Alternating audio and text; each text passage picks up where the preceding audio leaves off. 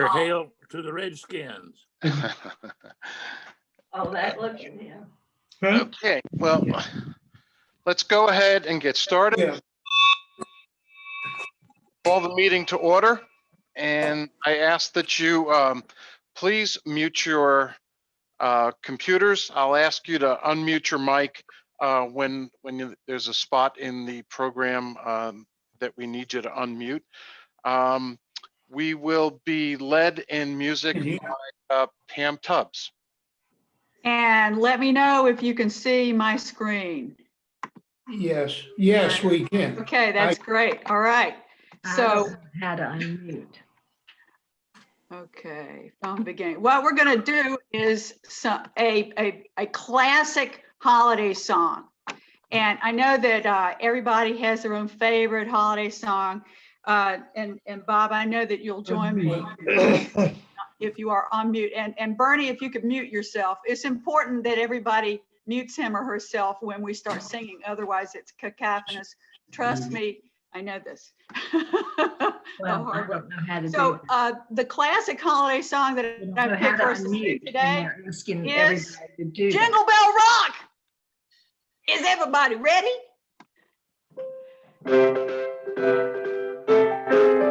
Oh, the muting was when you. Jingle bell, jingle bell rock. Jingle bells swing and jingle bells ring. Snowing up over the Quiet a little bit. now the jingle hop has begun. Jingle bell rock. Jingle bells chime and jingle bells time. Prancing and prancing up Jingle Bell Square. In the frosty air, what a bright time, it's the right time to rock the meadow. Jingle bell time is a swell time. We go riding in a one-horse sleigh. Giddy up, jingle horse, pick up your feet. Jingle around the clock. It says jingle and a jingle beat. There's the jingle bell, there's the jingle bell, there's the jingle bell rock.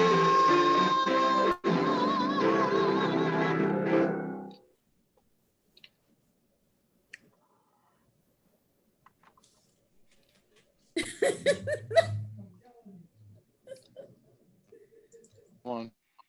That was awesome, Pam. Thank you very much. Appreciate it.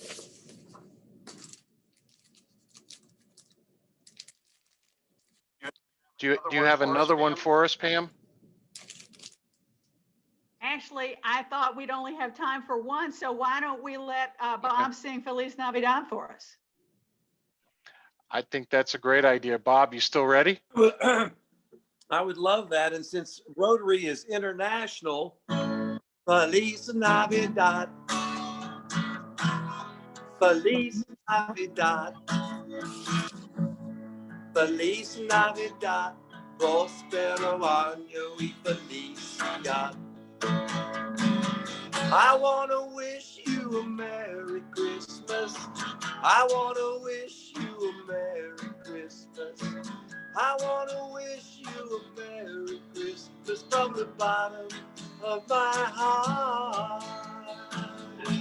Feliz Navidad. Feliz Navidad. Feliz Navidad. Prospero año y felicidad. Merry Christmas. Thank you very much, Bob. I appreciate it, and the whole club appreciates it. And now, if you will please join me in the Pledge of Allegiance. Hold on 1 second. Let me just let me get the right thing up here.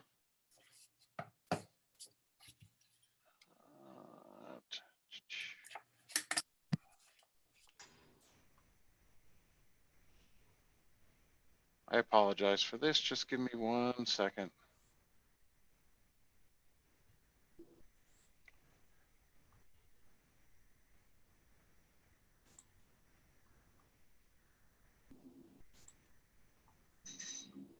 Okay, well, we're not going to have the flag, so I pledge allegiance to the flag of the United States of America and to the republic for which it stands, one nation under God, indivisible, with liberty and justice for all. Thank you. And now our four-way test of the things we think, say, or do. Is it the truth? Is it fair to all concerned? Will it build goodwill and better friendships? And will it be beneficial to all concerned? And Bob? Thank you very much. Thank you very much. Julie Kiesling will now lead us in our invocation. I've selected an actual prayer by a man named Cesar Chavez, if you remember him, and I thought it was appropriate. Please, God, grant me the courage to serve others, for in service there is true life. Give me honesty and patience so that I can work well with other workers. Please help me take responsibility for my own life so that I can be free at last. And help us love even those who hate us so we can change the world. Amen. Amen. Amen. Amen. Thank you very much. So Joe Massey is unable to join us today. He didn't have anything new to add to the visitation reports, but I do ask that you keep Lorna Cochran and her family in mind. Lorna's sister passed away yesterday in Canada. Lorna had gone up there on Friday to be with her, and in speaking or chatting with Lorna, they got to spend some wonderful quality time together before she passed. So please keep them in your thoughts and prayers.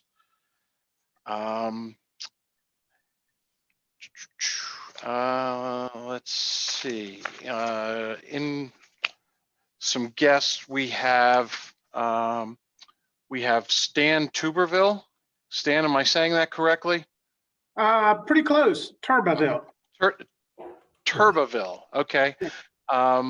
And Stan is from TCC and is interested in becoming a Rotarian. He's been a Rotarian in North Carolina for a number of years. So welcome to our club, and we will get the information out to you and look forward to you joining us. Thank you very much. I look forward to it. Okay. Do we have any other guests with us today?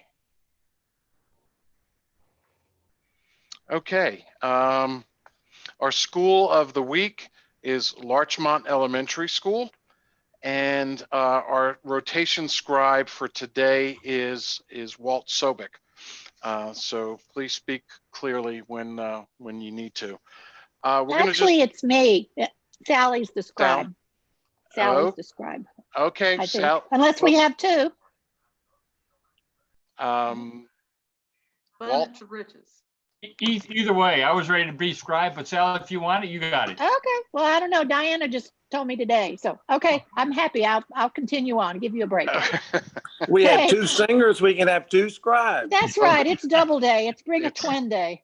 It's wonderful. Well, thank you. We're just going to change some things up a little bit so that we keep all the business part of it together. So we have some, we're now moving on to fines and happy bucks. Most of you are aware this is how we raise some money for Norfolk Rotary Charities. And I'm going to start by fining Chris Bugg. He had an article in Inside Business. And Chris, I wanted to tell us something new about widgets that we don't already know. Yeah, widgets are an important topic, as you know. And how much is the fine? You just tell. I'm sorry. The fine because you got a really nice coverage in the paper is $10. It was so good, I didn't know about it till you told me. I'll tell you. Well, Chris, let me just tell you, a number of your fellow Rotarians made sure I knew about it. Okay, well, I'll pay an additional $5 for everyone that reposts it on LinkedIn, and maybe I can be a Paul Harris fellow.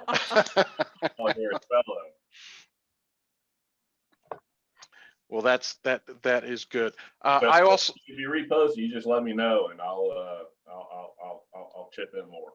fair enough. Fair enough. Anyone else have some good news or fellow Rotarians they'd like to turn in for something? I did notice, Marcia, I believe, were you on a radio show recently?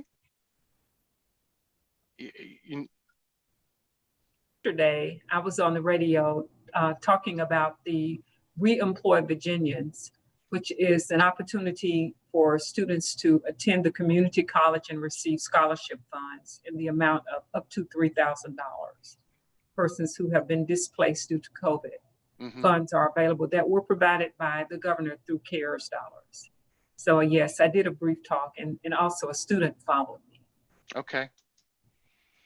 Well, wonderful. Well, it's good. It's good. Nice to know that you're out there, and Public service, no charge. public service, Well- no charge. Okay, thanks, Well, Bob. no, I'm happy to pay. I just don't know how to do the Happy Bucks. So I just need some help. Okay. Okay. Well, okay, that'll cost you $5, and I'll Okay, I'll shoot you an email with how to do Okay. that. As soon as you will, I'll pay it right. I'll pay it Okay. immediately. Okay. Thank you. Thank you. Copy me Eleanor. on that email, Jim. I would know how to pay a fine if I had to. Okay. All right. Me too. And maybe for that you have to, but we'll come back to that later. Eleanor. Yes, I would like to pay another $5 for Marcia, whose information was there, and it's nice and big write-up down here.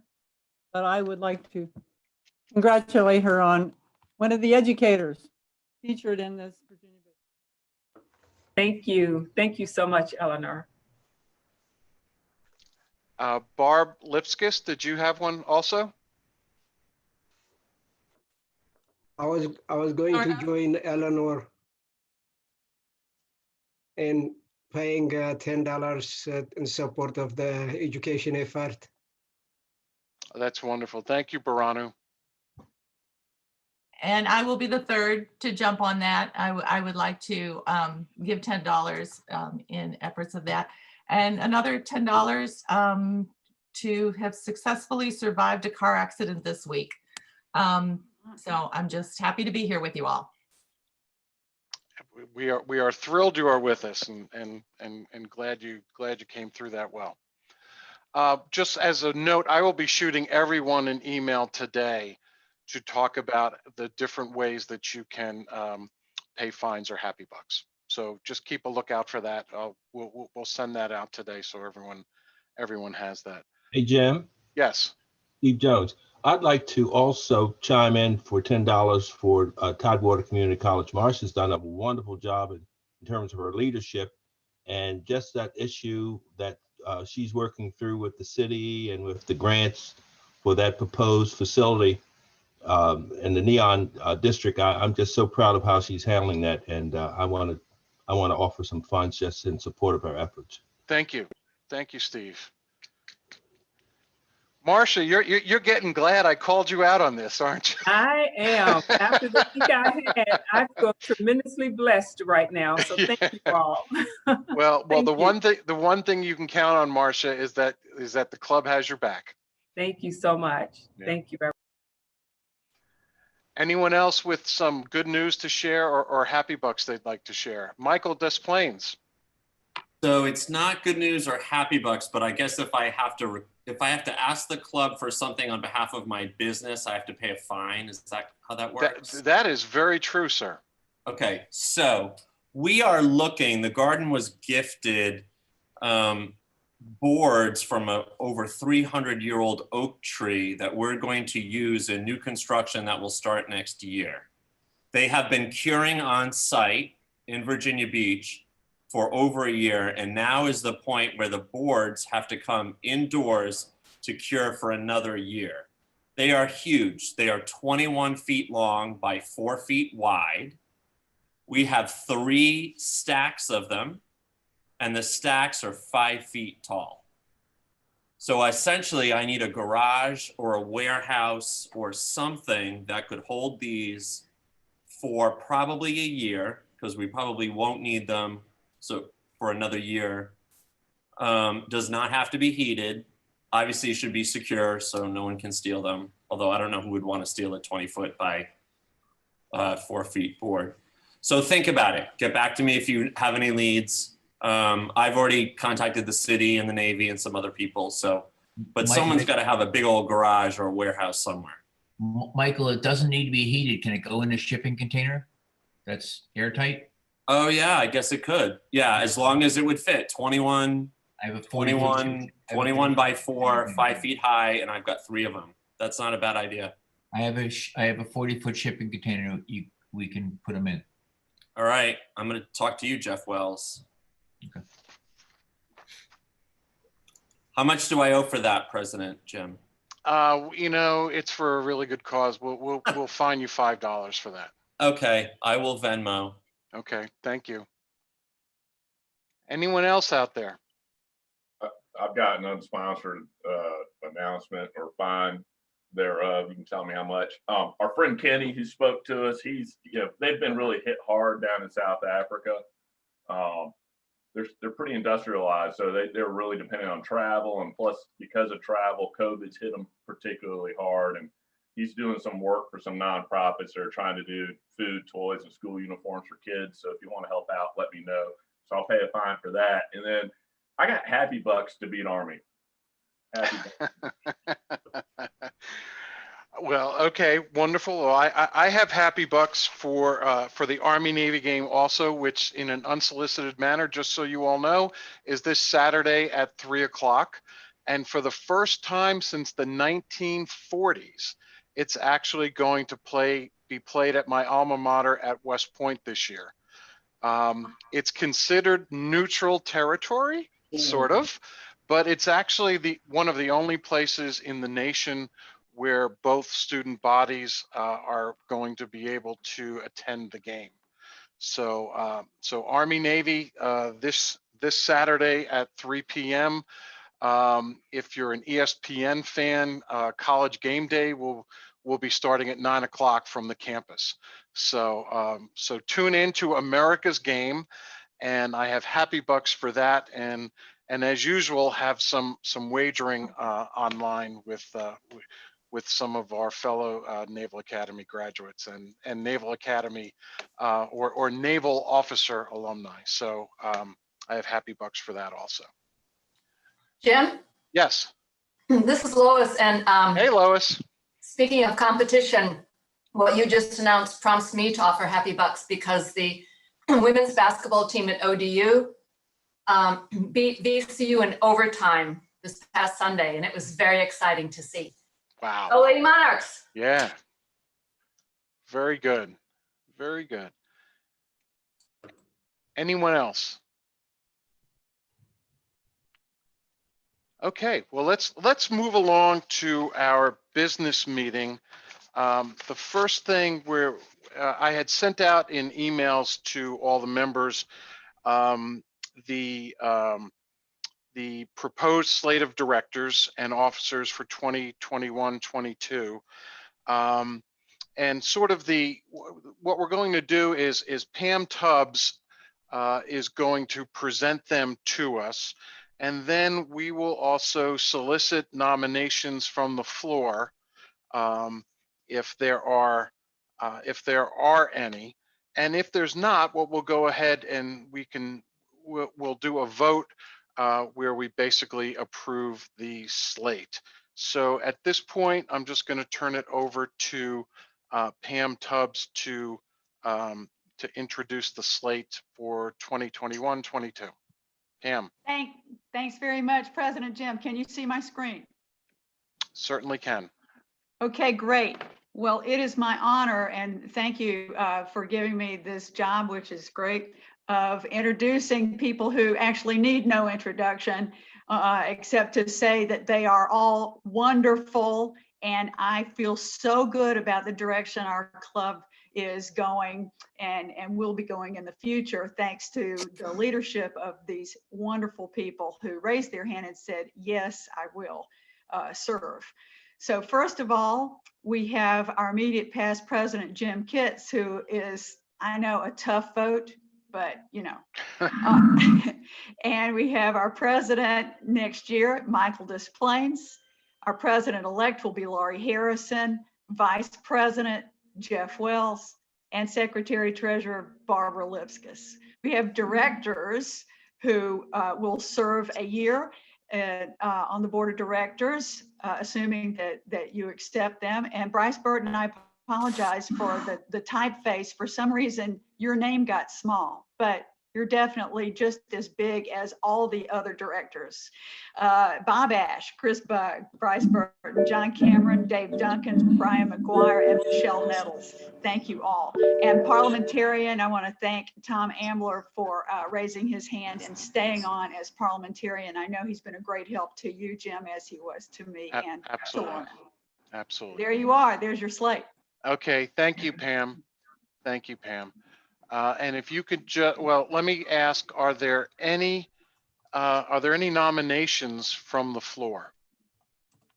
And I ask that if you have some, that you speak up. I'm scrolling through a bunch of, everyone's pictures, and I don't see any, but are there any nominations from the floor for the officers and directors? Okay, then hearing none, I would like to post a poll, and the poll is, are you in favor of the directors and officer slate as presented to the membership?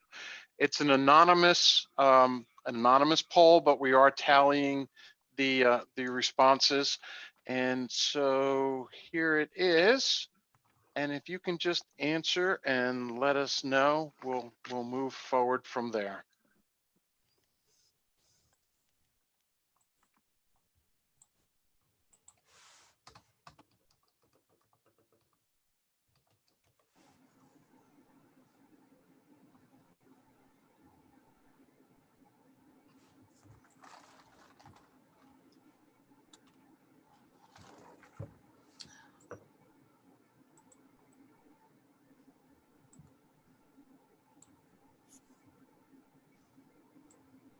Okay, we still have a few that haven't voted. Just give you a couple more seconds.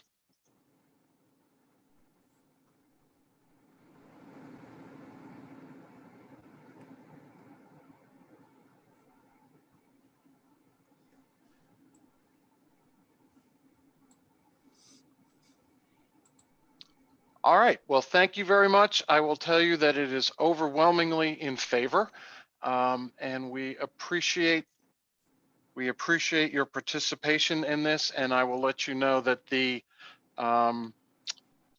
here's the results as we have them.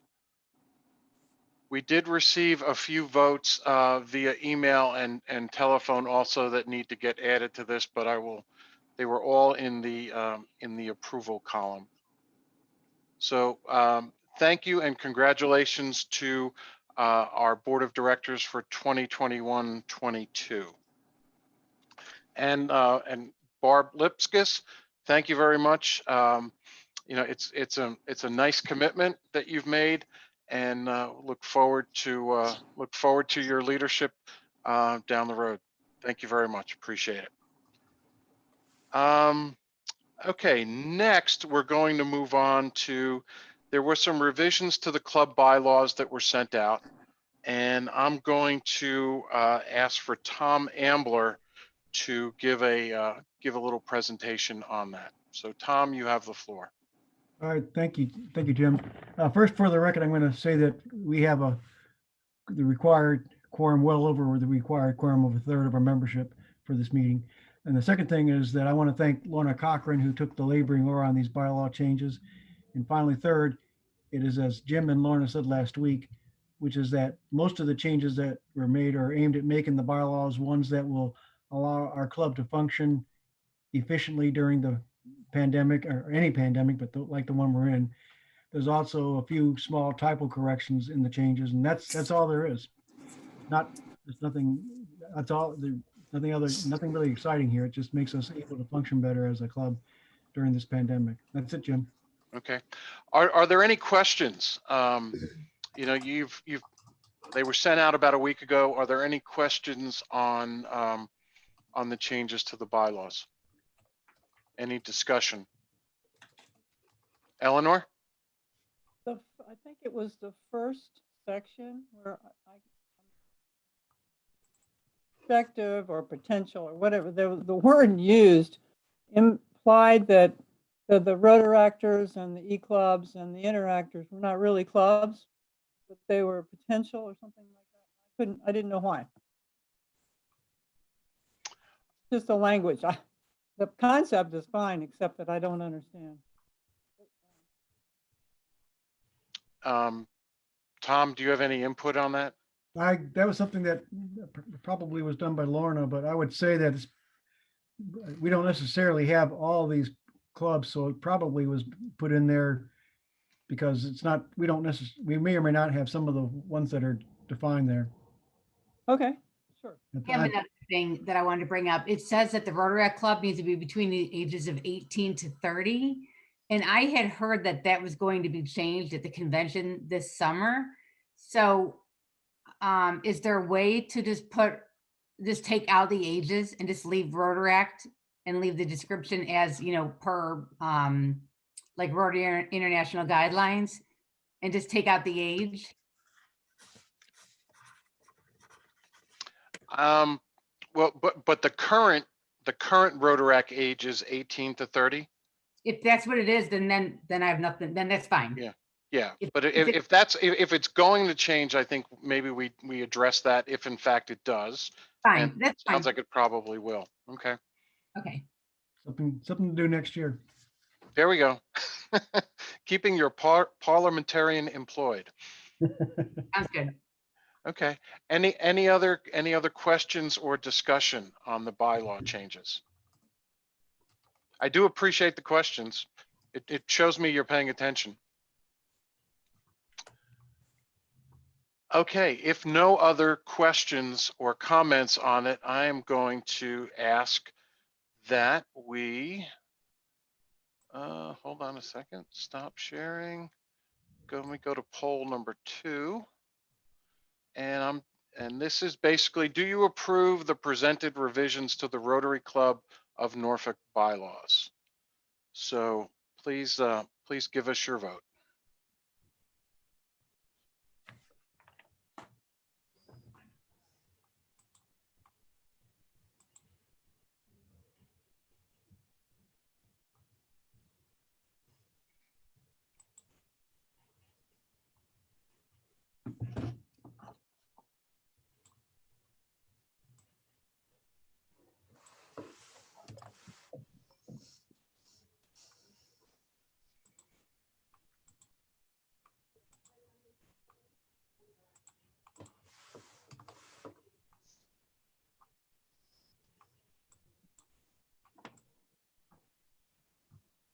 Okay, just give a couple more minutes.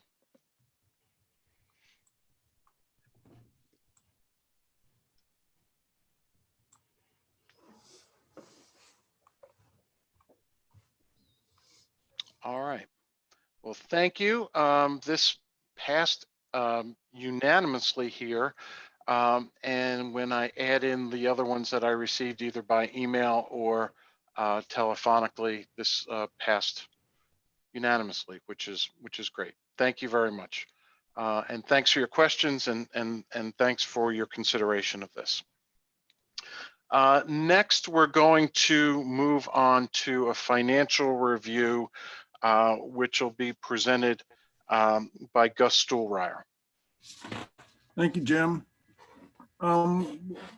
Jim has the information. He's going to we're going to try and coordinate putting this up on the screen, but really I just have 4 or 5 points I want to make concerning what is going on.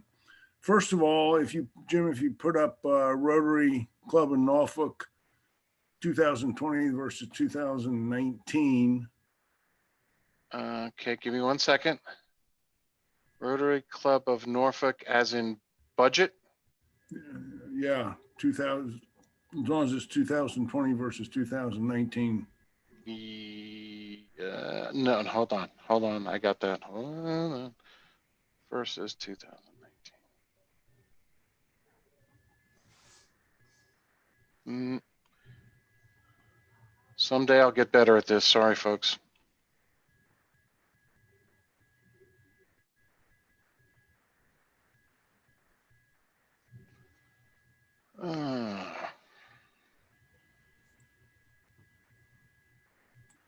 No worries, you're better than 95% of us. You know, it's they don't all stay where I expect Yeah, I them to be. know. That's what Jim, what I'd like to suggest is you and I can work on putting this in a packet or a zip file or whatever, and we can send out a copy to everybody. It's not necessary really to see the numbers, just to give some of the highlights. The first highlight or comment I'd like to make is that the new economic dues-based model is working. As you recall, when we did the budget for this year, we took out all meals, prepaid meals, as well as the cost for meals, adjusted the dues accordingly, so we would reach at least a break-even point for the year. And so far that has been a success. We've been able to maintain our commitments to Rotary International, as well as our commitment to both Lisa and Ann as our two staff people who help us. And right now I would project that we will end the year break even to a slight surplus. So that's for this year budget versus not budget, but actual of this year versus actual of 2019. As we look at budget, again, budget versus actual, with the new model, we're tracking just as we thought we would. And in terms of the balance sheet from Rotary Club in Norfolk, somewhat old history, but just to acknowledge that we did finally get the $50,000 from Rotary Club in Norfolk moved over to Norfolk Rotary Charities, and I will make another comment about that in a few minutes. But that's as I said, the important thing is that the new model that we put together, the dues-based model, appears to be working. And when the day comes that we can all go back to Scope or wherever and sit down and break bread and do it together, shoulder to shoulder, we will come up with a model that fits that. But in the meantime, it's a dues-based model without any inclusion of meals money or meals expense. Any questions or comments?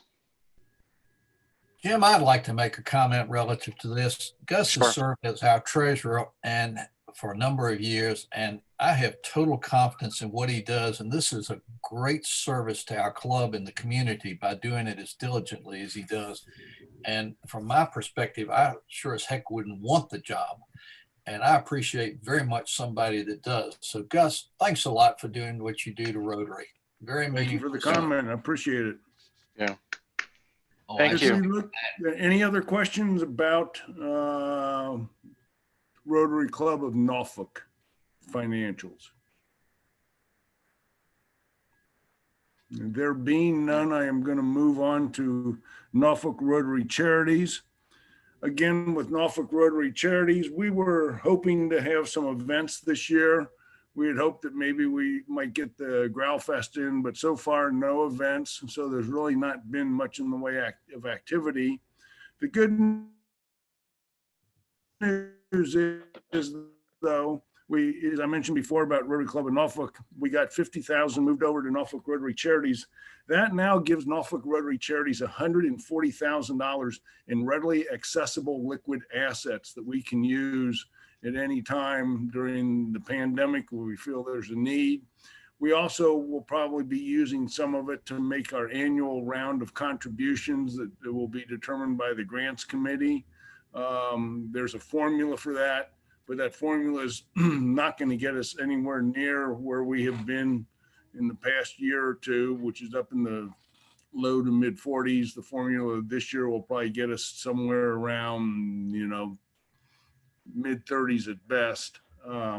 So we might be using some of that, or there might be a real, need. As the talking head said on Sunday that I watched, the worst is yet to come. So there may be some role we as the Rotary Club in Norfolk can find to play. Just a sidelight, I assume when all the announcements were made or all the hoopla about handing out the turkeys and the Thanksgiving meals over at Military Circle, that was the project that we were involved in that Saturday, right, Jim?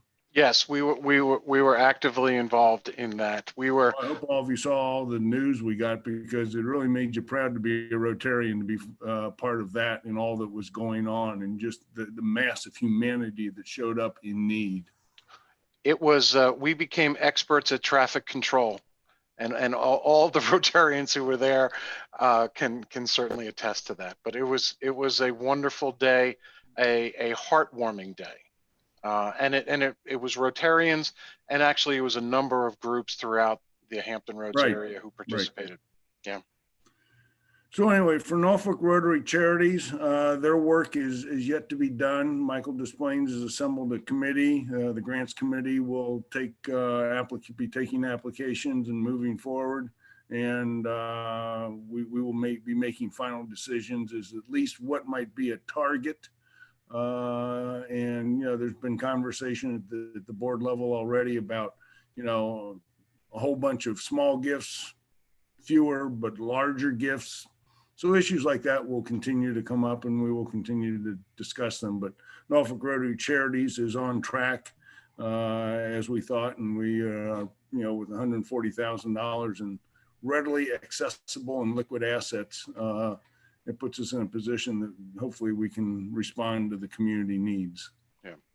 An example of one of the responses to the community needs from Norfolk Rotary Charities, and some of what we used some of the surplus for, and this really was towards the end of Lorna's presidency and the early part of mine, was we, if you recall, when we did the matching gifts from our membership to the food bank of Southeastern Virginia. That money came from Norfolk Rotary Charities. So, we're trying to be judicious in how that gets used, and also recognize that, there are some unusual needs out there right now. Gus, thanks again for all you do. Thanks again for keeping us on the right path, and included in the how to give Happy Bucks and fines, I will include a packet with all of the financials that are available. So, and if that elicits any questions, I'll include my email address, Gus's email address, and Jeff's email address.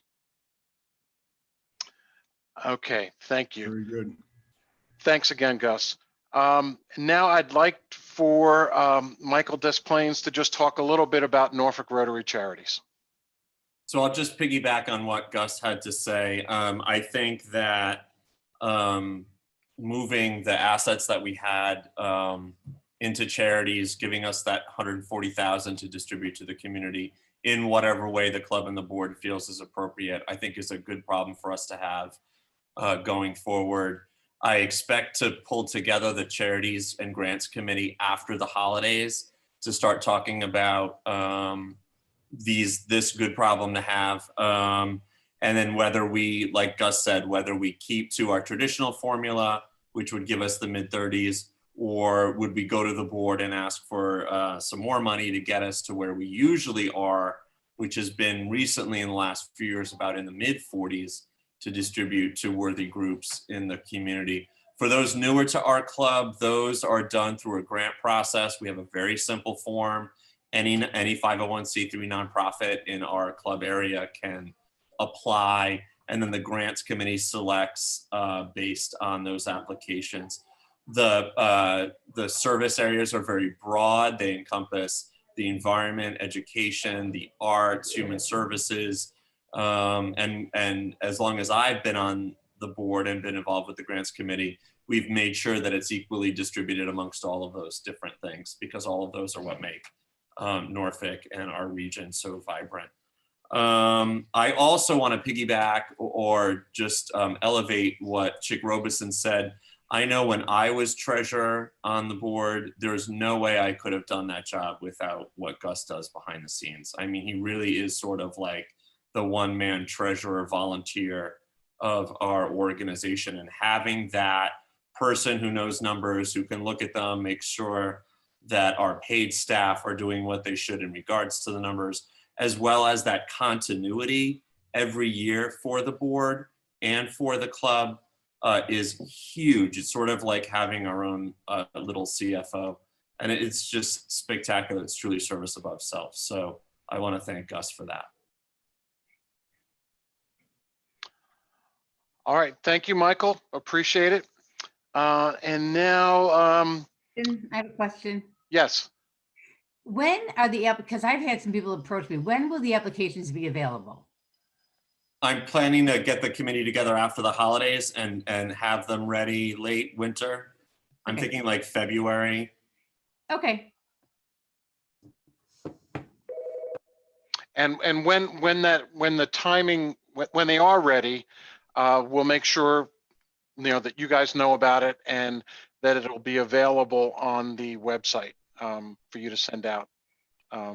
And this year, I think we're going to make it a little bit easier. If I'm not speaking out of line, Michael, we're going to try to make this as online a process as possible.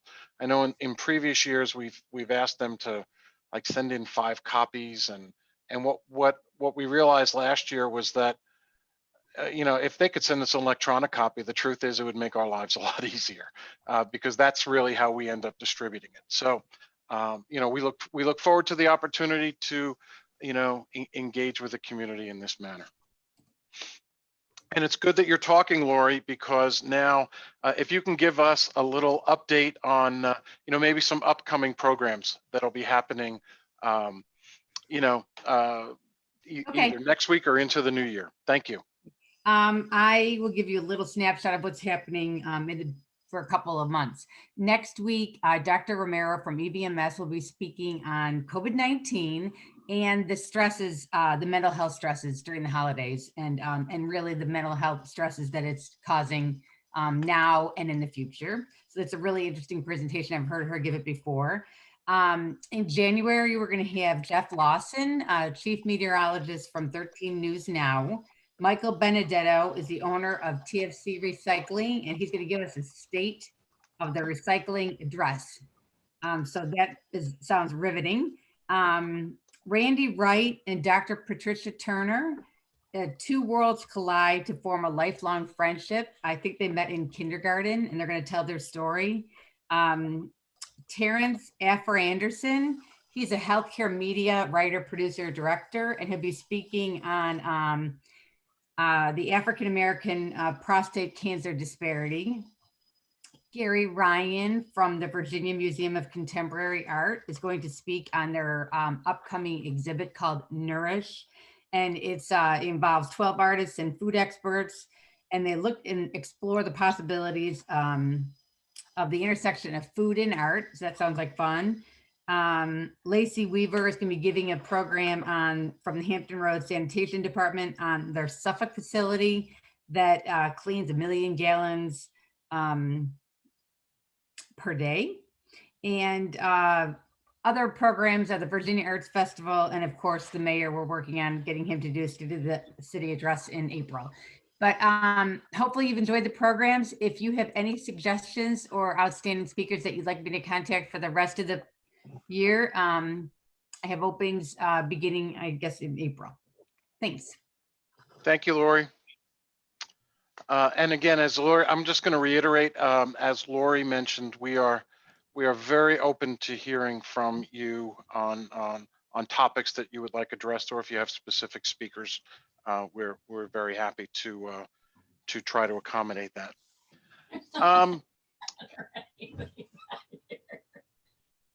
And Geez, we never gave Dad his legacy award. Okay, so now just a little brief review of the year. One of the things that I talked about when we first got started, or when our Rotary year first got started, was my 2 main goals were for the was for the club to remain engaged with the community and for the club to remain engaged with our members. And, you know, one of the things that I think we've done a very, very good job on is staying engaged in the community. And I'd really, you know, here's a hat tip to Walt Sobek and Bill Eisenbeis. They've done a really good job of keeping us engaged with the community. We've had wonderful partnerships with the Food Bank of Southeastern Virginia. We've had a wonderful partnership with Keep Norfolk Beautiful. We've had a couple of different engagements, and we have one coming up on the 17th with the Salvation Army, Norfolk Botanical Gardens, and the other thing that we did, which I think did a wonderful job of keeping us engaged with the community, was our EVMS mask project that Lori headed up for us.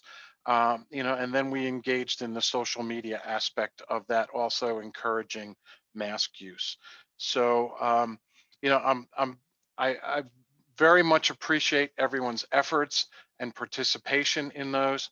I'll remind you about the gift distribution that is occurring on the 17th from noon to 5. Walt, can you just give us a couple of details on that? Yeah, it's like you said, it's noon to 5. It's over in the Kempsville area of Virginia Beach. Most of the positions are going to be outdoors, so we're hoping for good weather.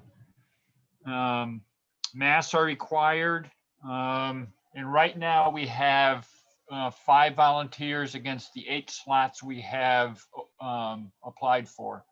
So a few more volunteers would be helpful. If we get more than a few more volunteers, again, we can divide up those 5-hour slots into 2.5-hour, whatever we need to accommodate people's schedules. But it should be a great day, and we're looking to service about 6,200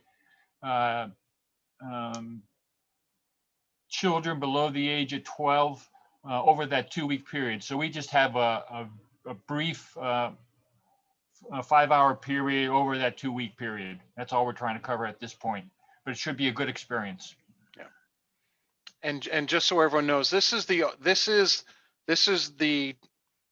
COVID version of the event that used to take place in the old home quarters in the town center area.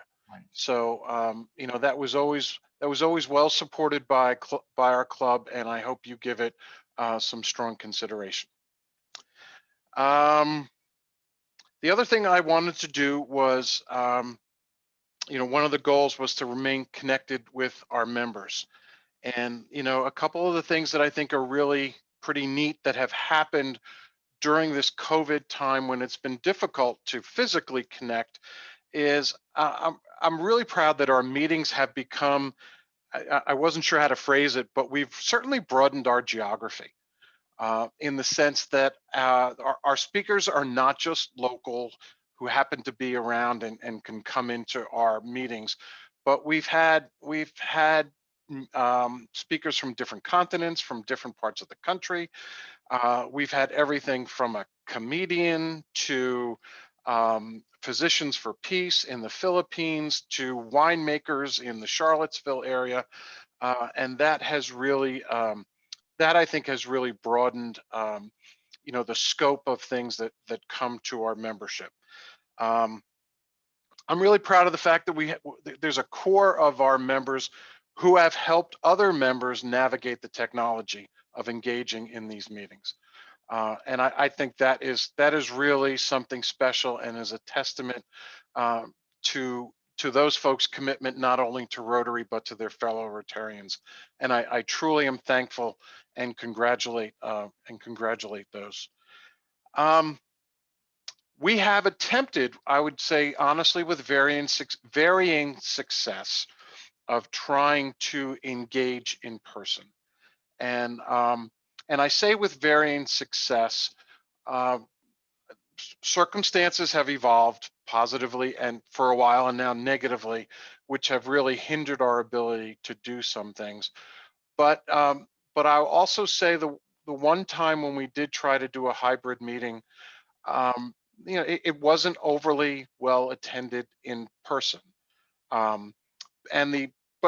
I do believe we've done a pretty good job of trying to keep the Zoom meetings as engaging as possible. One other thing on connecting to members, I know that Joe Massey and his committee are in the process of reinstituting our phone tree. We had it initially after sort of the onset of the pandemic in order to keep engaged. And, there are some folks that quite frankly, we haven't seen in a while. And, some of them are intimidated by the technology. Some of them, it doesn't work into their schedule. So Joe and his committee are going to reinstitute the phone tree to engage with our members and make sure everyone's doing okay. That's really what I have from sort of my prepared remarks about the year. I would like to open it to our members. Comments, questions, suggestions. Where no one has the monopoly on good ideas, and I'd love to hear from you. Well, I'd like to say thank you, Jim, because you have done a great job in a very tough climate. And I think all of us, and especially those who've been president, really, truly appreciate what you're doing and the whole leadership of the board. So thank you. But what I am concerned about is some of the older members that used to come every week, we don't see them. So are they being targeted and contacted? I would say that many of them are. There is a fair number. It's not an uncommon response to hear that they just don't like to Zoom. And we've offered assistance, we've offered help. There are certain people who just don't want to do it. So, I think the attempt has been made, and I think Joe is looking at even making that more of a formalized periodic attempt to engage. If it's not through the meeting, it's at least, some personal contact with another member. So did they say that they're waiting for normal to return and then they'll come back to meetings? Yes, that is a very common thing that I've heard when I've spoken. Well, that's good, because otherwise we'd be fearing that they'd quit eventually. True. And I will say, while we have some accounts receivable, it's not that numerous. It really is not that numerous. I mean, and that's what I would view as a huge warning sign. And that part of that has not occurred. Jim? Well, thank you. Yes, Lois. Before we had Zoom, we used to have just conference calls. Are there people that would just dial in and listen to the conversation, may not see slides or faces, but before we had Zoom in the old days, we used to just have a lot of conference calls. Mm-hmm. Okay. I mean, I had, part of my professional organization across the country for decades, we did conference calls, and maybe people want to listen, but not look and see and, be seen. Okay. Well, that's a great idea. And one of the things that Zoom allows you to do that. And I'll be honest, we really have never pushed that means of joining a Zoom call, but it certainly exists. And that's a great idea. And we'll make sure, in my next president's letter, I'll email, I'll make sure that everyone's aware that exists. That's great. Thank you. Any other questions, comments, suggestions, complaints?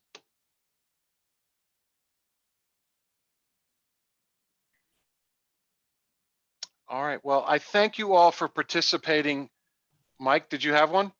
I was just going to comment about individual club members reaching out to others to maybe bug them to Zoom. It's sort of like maybe you don't like to do it personally, but you're going to do it for somebody else. You're going to do it for somebody in the club who needs to see your face or who you're going to cheer up. I've seen 2 members recently, and they both said the same thing. I hate Zoom. I won't do it. Blah blah blah. But it was so great. It was a bump into them in the grocery store kind of thing. And it was so wonderful to see them. And we even emailed afterwards saying, God, it was so great to see you. And I realized how much I miss you and all of that. So, and then I bugged them. I said, well, that's what Zoom can do. Even if you don't like it, we get to see your face for a few minutes. So would you just try it at least once? And these are not, these are tech savvy people. They have smartphones. They know how to do it. So I think maybe if we just all reached out to some of people we know that we haven't seen to just say, hey, we understand you don't like it, but would you just try it once a month or just once in a while? Because you might cheer somebody up that needs cheering. Like it cheered me up to see this person at the grocery store. So I share that. Yeah. Hey, Jim. I think that's a great idea. And I've been trying to FaceTime with Will King, and I know he has a difficult time with the Zoom meetings, but I will try to push him to do that. And it is great seeing everybody's face. And I know we're going to miss having our holiday social because we can't get together. I don't know if we should try to schedule a Zoom holiday cocktail hour where we could all just join in if we happen to be free and wear a Christmas sweater and share some cheer. It's an idea. I don't know how many people have free time, but I'm always up for a cocktail. We will put that together. Okay. Okay, that's a great idea. Joe, We you can had also something? we can also do some Christmas caroling. We can also do some muted Christmas caroling, right? Joe, did you have something? I guess that would be bring your own bottle for the cocktail. We'll get a date and I'll send it out for our virtual cocktail party. That's a great idea. Thank you. Lori. I attended a Rotary Club meeting on the peninsula by Zoom last week. And they did a lot of this chit chat back and forth like we're doing now, but they actually planned for it for like the first 10 minutes of the meeting. And it does loosen things up. I know you do it like if people arrive early to the meeting, but they do it as part of their meeting. And I don't know if you want to pose a topic or ask a question, but it is, it's nice to hear people just chit chat like we are now, anyways. Okay, that's a great idea. What that would do was sort of maybe bridge the 30-minute time before an actual meeting occurred where we actually chatted with each other. So that's a great idea. Perhaps we can just. We also could use the breakout rooms if we could figure out how to do it for a few minutes here and there where you're with a smaller group. You maybe have a little topic or something. I don't know. Okay. An idea for down the road. Maybe that's a program. I don't know where we, where you can ask. I don't know what the question is, but that we then report back. But it would let you be with a little bit smaller group. Yeah. A friend of mine was telling me about he went to a virtual wedding where there were like 200 people invited, and then you went to your table, which was a breakout room for the table. And then they would like announce that there were certain events that they wanted you to come back from the table for, so that you could see, part of the main part. So Joey Rothgary, you and I are going to have to talk about my screen sharing skills, and B, how to create maybe breakout rooms. Yeah. All good ideas. Julie. Yes, so my granddaughter, I should have put in Happy Bucks, but she's having a baby and we're having a Zoom shower on Saturday, and 66 people have already signed up for this thing. And all I can think of is how are we going to play those awful games that occur at baby showers? When you taste the baby food and all that. Oh. So, okay. I'll let you know. I've hosted a baby shower, Julie. I'll be in touch with you via Zoom. And there is a way to play games and get information disseminated via email. Anyway, it can be done. And there are Zoom icebreakers that are sort of online that we can make use of. Thank you. It's a whole new Zoom kind of world, I think. We're making the best of it.